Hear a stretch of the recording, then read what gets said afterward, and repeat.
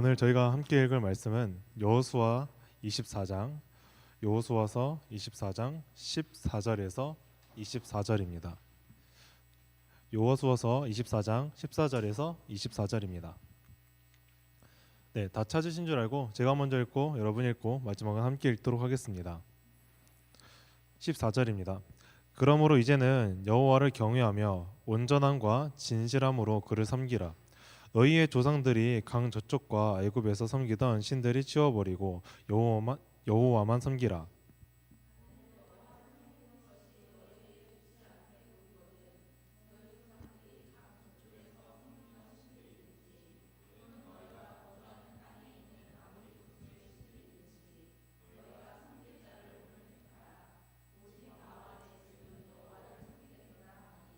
백성들이 대답하여 이르되 우리가 결단코 여호와를 버리고 다른 신들을 섬기기를 하지 아니하오리니.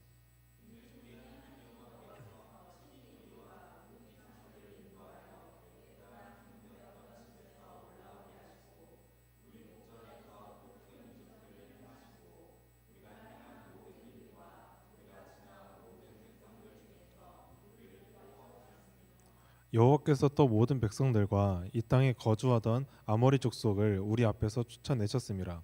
그러므로 우리도 여호와를 섬기리니 그는 우리의 하나님이시니라 하니라.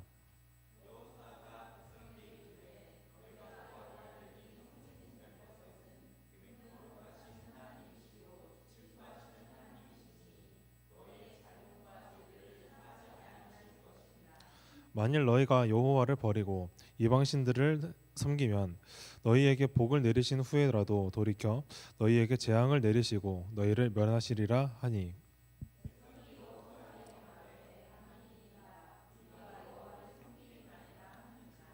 여호수아가 백성에게 이르되 너희가 여호와를 택하고 그를 섬기리라 하였으니 스스로 증인이 되었느니라 하니 그들이 이르되 우리가 증인이 되었나이다 하더라.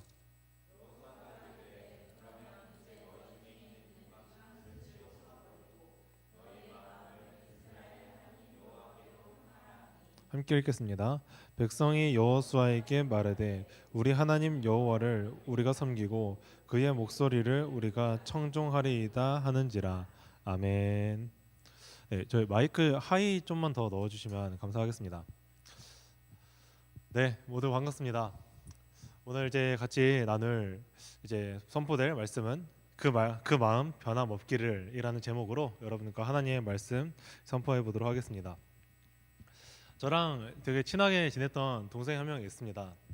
이제 그 친구는 몇 달 전, 약 한 달인가 두 달 전에 군대를 들어가게 되었어요. 아, 네. 약간 남자애들은 곧 남일이 아닐 거예요. 네, 남일이 아닌 거예요. 근데 그 친구가 좀 나이가 있는데 저보다 한 살 어린데 좀 되게 늦은 나이에 이제 갔었어요. 그래서 저랑 어쨌든 되게 이런저런 얘기도 많이 했었고 이제 뭐 되게 마음도 많이 나왔던 동생이라서 이제 가기 전에 제가 이제 뭐 밥도 사주고 이제 이런저런 얘기를 하면서 이제 뭐 송별회를 잘하게 되었습니다. 그래서 그 친구가 이제 종종 저한테 먼저 이렇게 연락하던 친구다 보니까 아, 요즘 이제 핸드폰이 되게 심심하겠다. 뭐 전화도 오지도 않고 연락도 없고 해서 당분간 핸드폰이 좀 잠잠해지겠다 싶었더니 들어간 지 한 2주인가 지났나? 얼마 안 돼가지고 또 연락이 오는 거예요, 갑자기. 그래서 무슨 일인고 하고 보니까 아니 훈련소에서 핸드폰이 사용이 가능하더라고요. 그래서 제가 군대를 다녔을 때만 하더라도 훈련소에서 핸드폰, 아니 군대라는 곳에서 핸드폰을 볼 수가 없는 그런 존재였는데 훈련소에서 핸드폰을 하는 거 보니까 요즘 군대는 참 편해졌구나라는 생각을 하게 되었습니다. 그래서 그 친구가 이제 연락이 와서 또 군대라는 곳이 얼마나 힘듭니까? 가족을 떠나고 내 친구를 떠나고 이제 타 지역을 갔는데 그곳에 아는 친구도 없이 혼자 동떨어 있는 삶이 힘들단 말이에요. 그래서 아마 저한테 어떻게 또 위로를 얻고자 저한테 전화를 하지 않았을까 이제 싶은데 저한테 이제 연락이 와서 이제 저한테 위로를 받고자 전화한 것 같아요. 제가 거기서 한마디 했습니다. 요즘 군대가 군대냐? 요즘 군대가 보이스카우트지 군대냐 하면서 제가 열심히 이제 놀렸던 이제 기억이 있는데요. 제가 요즘 군대 시절을 들어보면 정말 저 때의 군대 시절과 비교는 할 수 없는 것 같아요. 제가 군대 시절에 받던 이 월급이 병장 기준으로 한 20만 원이었던 것 같은데 뭐 제가 전역한 이후에 뭐 40만 원으로 온다는 얘기도 있고 요즘은 뭐 거의 80만 원, 100만 원 가까이 받고 요즘 뭐 200만 원까지 올린다는 얘기가 있어요. 이제 그런 거 들으면 야 군대에서 이제 야 월급보다 더 많이 주고 이제 월급보다 이런 것보다도 군 생활도 짧아졌고 핸드폰도 사용 가능하고 야 이 정도면 군대 가서 훈련을 받는 게 아니라 병영 캠프하고 오는 거 아니냐 이제 이러면서 제가 놀렸던 기억이 있는데요. 제 군대 시절 한번 떠올려 보니까 참 할 게 없어요. 왜냐하면 우리의 삶에서 여러분 하루라도 핸드폰 사용하지 말라고 하면 여러분 가능하시겠어요? 하루라도 핸드폰 전화 없이 문자 없이 카톡 없이 DM 없이 인스타 없이 여러분들 핸드폰 하루 종일 사용하지 말라면 가능하겠어요? 아마 되게 힘들겠죠? 군대는 그러한 곳입니다. 할 게 없어요. 할 게 없어서 운동을 해서 몸을 키워오고요. 할 게 없어서 책을 읽게 되는 그런 곳이에요. 저도 뭐 책을 좋아했던 사람은 아니어가지고 이제 책을 즐겨 읽진 않았었는데 군대에서 워낙 할 게 없다 보니까 제가 책을 읽기 시작했습니다. 정말 놀라운 일이에요. 제가 책을 읽다니. 제가 거기서 책을 읽었는데 뭐 책을 좋아하는 사람이 아니니까 뭐 관심 가는 이제 책을 제가 볼 거란 말이에요. 근데 그 중에 유독 저의 눈에 띄는 제목이 하나 있더라고요. 그 제목이 명확하지는 않은데 연애 스킬에 관해서 이제 있는 책이었어요. 제가 그때 당시 또 군대에 있다 보니까 연애가 너무 하고 싶은 나머지 내가 군대 안에서는 못하더라도 군대 밖에 나가서 연애를 하겠다 그 마인드로 이제 그 책을 정주행을 하게 되었습니다. 제가 책을 완독을 한 것도 참 너무 몇 년 만이어서 참 감회가 새로웠는데요. 거기서 이제 말하는 연애 스킬 중에 하나가 그 한 가지가 바로 마음을 천천히 주어라. 사람은 마음을 천천히 주어라라고 이제 얘기를 하더라고요. 그래서 저자가 왜 이런 말을 했을까 이제 한번 고민을 해보니까 사람은 이미 다 잡은 물고기한테는 별로 관심을 갖지 않는데요. 그래서 다 이제 연애하기 썸 탈 때 이제 연애하기 초반에는 점점 이제 뭔가 좋아지고 잘 필 듯 말 듯 사귈 듯 말 듯 이러니까 그 사람은 더 애간장이 타고 더 노력을 많이 하고 헌신을 많이 하는데 막상 딱 사귀고 나니까 그 사람에 대한 흥미가 딱 떨어진다는 거예요. 그래가지고 처음부터 모든 걸 마음을 오픈하지 말고 너희가 마음을 천천히 주어라라는 이제 연애 스킬이 있었습니다. 제가 이런 것들을 이제 듣고 나니까 인간은 참으로 악한 존재구나라는 걸 좀 깨닫게 되었던 것 같아요. 왜냐하면 우리가 이 연애의 저자에 대해서 좀 보니까 이 저자는 연애 텀이 상당히 짧은 것 같더라고요. 한 1년에 제 정확한 기억 안 나는데 거의 1년에 한 40명에서 60명까지는 만났던 것 같아요. 네, 제가 이게 뻥인지 안 뻥인지는 제가 검증을 할 수 없는데 저자가 그렇다고 합니다. 자기가 이제 연애하고 스킬을 알고 나니까 그렇게 연애를 많이 했다는 거예요. 근데 다르게 생각을 해보면 연애 텀이 상당히 짧았다는 얘기겠죠. 그러면 그 사람의 연애를 알고 있는 수준은 연애를 성공하는 것까지는 알겠지만 연애 성공하고 나서 사랑하는 방식, 어떻게 사랑을 해야 되는지, 어떻게 사랑을 이어나가야 되는지는 잘 모른다는 얘기이기도 할 거예요. 우리가 이런 것들을 보면 이 사람은 참 그냥 연애하는 것 거기가 끝이구나. 그리고 어떻게 하면 꼬실 수 있을까가 끝이니 참 이런 부분들을 보았을 때 인간은 참으로 악하구나라는 부분을 제가 한번 보았던 것 같습니다. 저희가 오늘 여호수아는 이스라엘이 이런 부분을 되게 걱정했던 것 같아요. 그래서 이스라엘 백성들한테 이러면서 이제 말을 시작을 하는데요. 저희 14절 한 번만 띄워주시겠어요? 14절. 네, 아마 제가 안 넘겨줬을 텐데 14절 한번 띄워주면 감사하겠습니다. 네, 14절 읽어보겠습니다. 시작.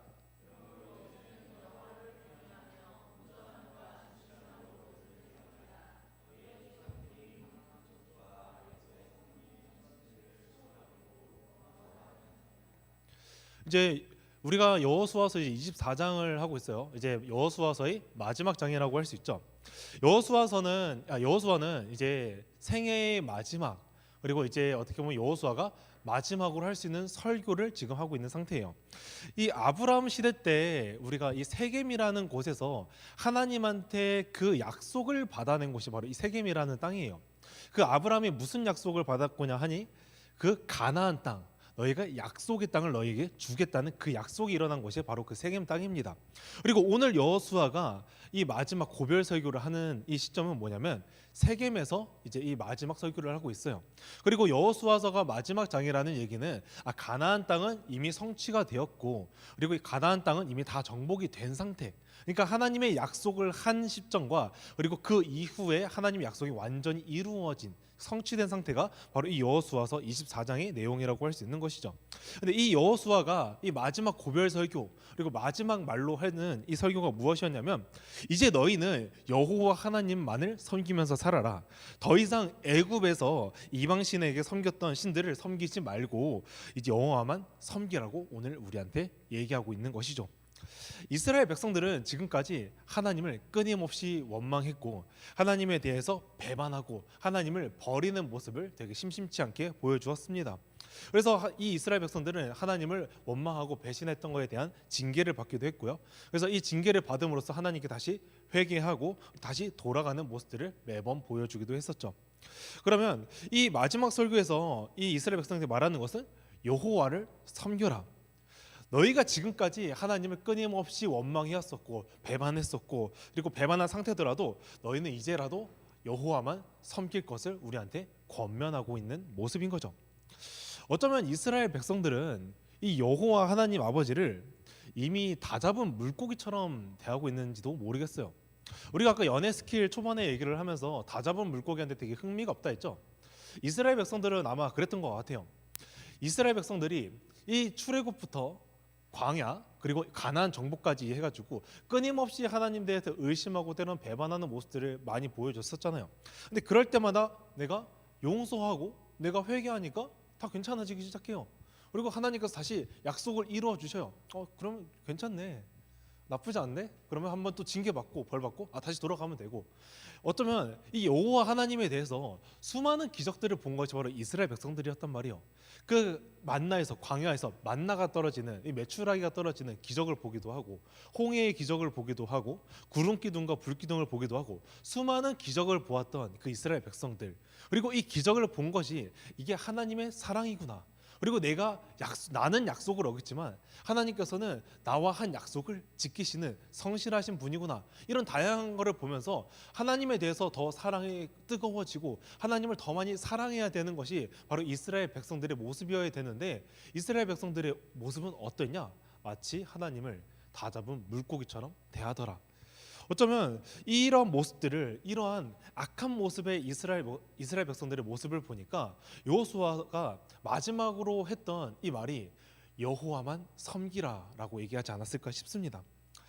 여호수아는 끊임없이 보았습니다. 끊임없이 이스라엘 백성들이 하나님 아버지를 배신하는 모습들을 보았습니다. 그렇지만 우리가 이 가나안 땅에 지금 정복된 상태라고 했잖아요. 가나안 땅은 정복이 됐다는 것은 이제 이스라엘 백성들한테 뭐만 남았냐면 평화, 평강, 화평, 행복, 복, 이런 것들이 우리한테 이제 보장된 삶을 사는 것과 다름이 없거든요. 이러한 상태를 삶을 살 수 있게 누리게 될 수 있는 것이 바로 이스라엘 백성들의 상태인데, 이들한테 이 여호수아가 권면하는 것이 무엇이냐면, 이제 우리는 하나님 안에서 이 복을 누릴 일만 남았다는 것이죠. 근데 이 모든 복을 누리기 위해서 전제되어야 되는 것은 딱 한 가지였던 거예요. 뭐냐? 오직 여호와만 섬기라. 너희가 그 하나님 안에서 오직 여호와만 섬기라는 것이 여호수아가 우리가 복을 누릴 수 있는 유일한 전제 조건 딱 한 가지였다는 얘기를 하고 있는 것입니다. 만약 그들이 하나님 아버지를 섬기지 않으면 어떻게 되냐고 얘기를 하냐면, 저희 20절 한번 띄워주시면 감사하겠습니다. 20절. 네, 같이 읽어보겠습니다. 시작.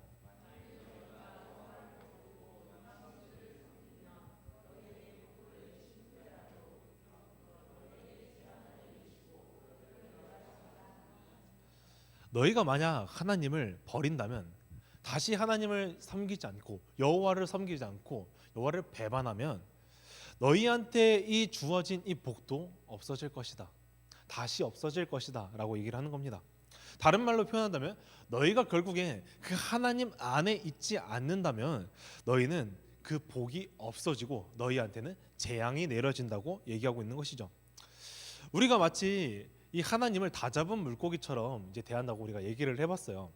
그러면 이거 우리가 다 잡은 물고기처럼 대하면 안 되고, 그렇게 하게 된다면 우리한테 복은 사라지고 우리한테 재앙이 내려지기 때문에 우리한테 이렇게 여호수아가 권면한다고 얘기를 합니다. 그럼 우리가 한 가지 생각해 보면 좋겠는 게 하나 있어요. 그게 무엇이냐면, 복이란 무엇일까요, 여러분? 복. 우리한테 생각되는 그 복이라는 개념은 대체 무엇입니까? 여러분, 우리가 하나님께서 여러분에게 복을 주실 것입니다. 하나님이 여러분께 축복을 내려 주실 것입니다 라고 했을 때 가장 먼저 떠오르는 이 연상되는 게 뭐예요? 그래, 나한테 축복이 있어. 그래, 나한테 복이 있어. 뭔가 다 잘 될 것만 같아요. 내가 여러분한테 복이 내어집니다 하면 갑자기 내가 공부를 못하지만 갑자기 서울대에 갈 수 있을 것만 같은 그 복, 아니면 내가 갑자기 돈이 많아지는 것 같은 복, 아니면 내가 풀리지 않았던 꼬였던 내 인생이 있는데 그게 갑자기 실마리처럼 다 풀어질 것만 같은 복, 뭐 이런 것들 우리가 생각하게 된단 말이에요. 그러니 우리한테 이 복이라는 개념은 내가 현재의 상황에서 더 나아지는 삶에 대해서 꿈꾸는 것이 바로 우리가 생각하는 그 복이라는 개념이라고 생각이 듭니다. 물론 이 하나님의 복이라는 개념에서 우리가 잘 되는 것, 뭐 재물이 많아지는 것, 그리고 만사형통해지는 것, 건강해지는 것, 뭐 다양한 것들이 우리한테 포함된 복 중에 일부는 많습니다.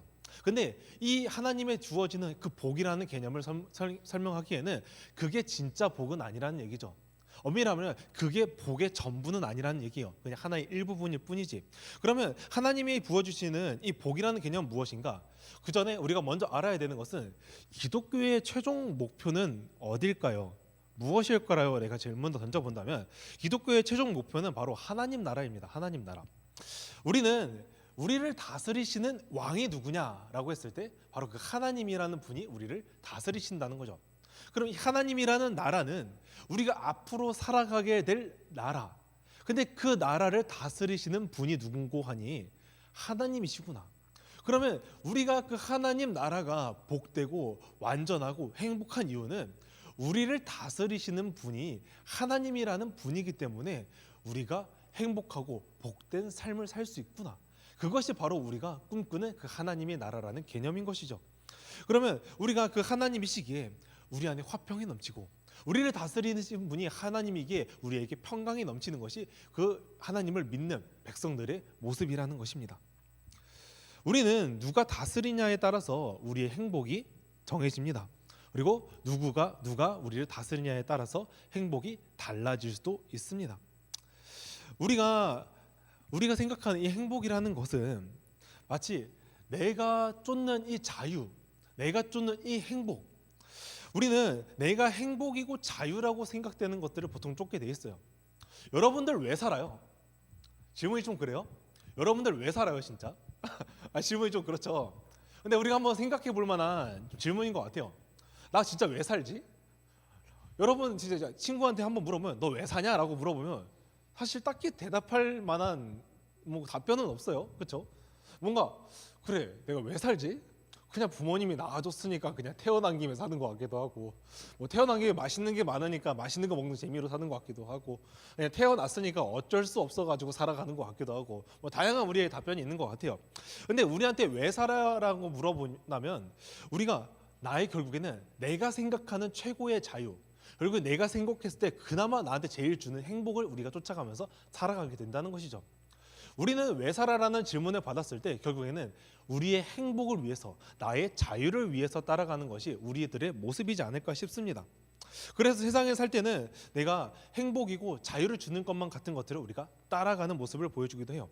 근데 우리가 그 따라가는 그 행복과 그 자유, 만약에 그 지옥의 끝으로 가는 것이라면 여러분들 그 행복과 자유를 따라가시겠습니까? 아마 따라갈 사람들은 없겠죠. 나의 행복과 그 자유의 끝이 지옥이라면, 때로는 멸망의 길이라면, 저주받은 길이라면 우리가 그 길을 따라갈 이유는 없잖아요. 근데 우리가 사는 삶의 모습이 마치 이 멸망의 길로 가는, 이 지옥으로 가는 모습과 비슷하다는 겁니다. 왜냐하면 세상에서 살 때에는 우리가 행복한 것들이 참 많아요. 왜냐하면 우리가 무엇을 누리고 싶어, 어떤 게 너의 행복이라고 했을 때 돈이 많은 것이라고 했을 때 우리의 인생이 정말 돈이 많으면 나에게 진짜 행복을 주었을까 할 때 그게 아니라고 우리는 끊임없이 배워오고 뉴스를 통해서 우리가 은연중에 알게 되기도 하고 수많은 가치들이 무너지는 모습을 보기도 하고 때로는 그게 내 인생의 전체를 책임져 주는 것 같지만 죽음이라는 것 앞에 내가 대면을 한다면 이 모든 것들은 부질없게 느껴지는 것이 우리의 암울함, 비참함이라는 것이죠. 그러면 우리한테 결국에 이 잠깐의 행복이 결국엔 멸망의 길로 간다면 우리한테 영원한 행복과 영원한 자유가 주어지는 것이 우리한테 진정한 행복과 진정한 자유가 아니겠습니까? 오늘 말씀에서는 뭔가 당장 내 입에 들어가는 초콜릿이 되게 달콤하잖아요. 근데 이 잠깐의 달콤함이 우리한테 되게 행복감을 준다는 것이죠. 그래서 우리가 어린아이들을 보면 초콜릿을 먹을 때 되게 행복해요. 그래서 잠깐 먹을 때 행복한데 다 먹으면 어떻게 돼요? 행복이 사라져요. 그럼 뭐 다시 어떻게 해요? 다시 초콜릿을 먹습니다. 한 개를 먹고 두 개를 먹고 세 개를 먹어요. 근데 이 세 개를 먹다 보면 어떻게 돼요? 우리가 살이 찌기 시작해요. 지방이 축적되기 시작하죠. 이 지방은 우리를 어떻게 합니까? 괴롭힙니다. 우리를 그 당뇨병이라는 이 사망의 원인으로 우리를 이끌고 가기도 합니다. 이게 마치 우리가 잠깐의 그 행복을 위해서 그 영원하지 않은 행복을 위해서 따라가는 모습과 이 어린아이 초콜릿을 좋아하는 어린아이의 모습과 비슷하지 않을까라는 생각이 듭니다. 우리는 이 하나님께서 주신 이 영원한 행복과 영원한 자유를 위해서 따라가야 됩니다. 그런데 영원한 행복과 영원한 자유가 무엇이냐? 바로 그 하나님 나라. 하나님 나라, 바로 그 하나님이라는 분이 통치하는 나라는 우리한테 고통도 없고 우리한테 절망도 없는 나라. 그 하나님이란 분이 선하시고 완전하시고 우리한테 모든 것을 책임져 줄 수 있는 뭔가 군대의 대장과 같은 또 그런 하나님, 그런 하나님이 통치하는 나라의 백성이라면 우리가 영원히 행복하게 살 수 있지 않나, 영원히 화평으로 할 수 있지 않나, 영원히 평강이 넘치게 할 수 있지 않나, 그런 생각이 듭니다. 그러니 우리가 그 하나님 여호와를 섬기는 것이 이스라엘 백성들한테 풍부한 자원과 가나안 땅이라는 행복이 주어졌지만 그것을 누리려면 우리가 하나님 안에 있어야 된다는 것이죠.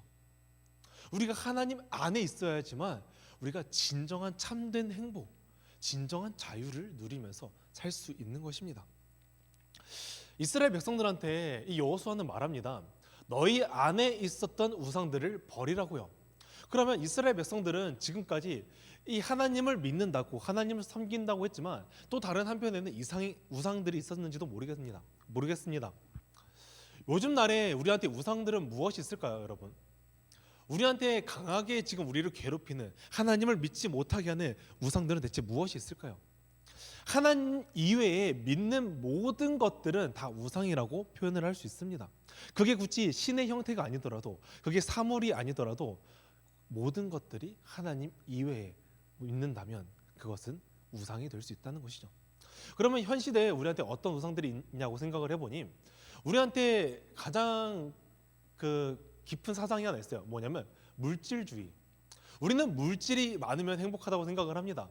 우리가 물질주의 사상으로 살아가다 보니까 돈이 많으면 행복하다는 가치관이 여기서 나오기도 하죠. 그리고 우리가 이 삶을 살아가다 보니까 우리가 인간이 깨달은 게 있어요. 남을 위해서 살면 나는 좀 힘들구나. 내 삶이 평탄하진 않구나. 그러니 우리한테 온 게 무엇입니까? 개인주의. 나를 위해서 살아가는 삶. 나를 위해서 살아가는 삶. 타인을 생각하기보다는 나만을 위하여 살아가는 것이 오늘 우상이라고 할 수 있습니다.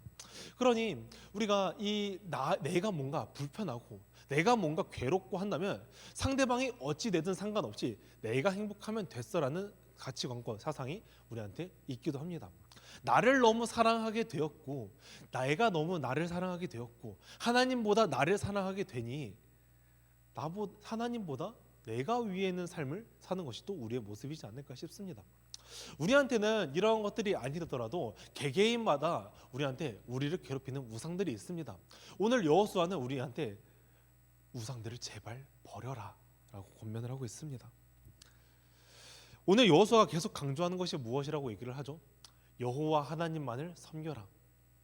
그런데 이 여호와를 섬기라고 했을 때 이스라엘들이 이제 반응을 합니다. 그럼요. 우리는 하나님만을 섬기기로 작정했습니다.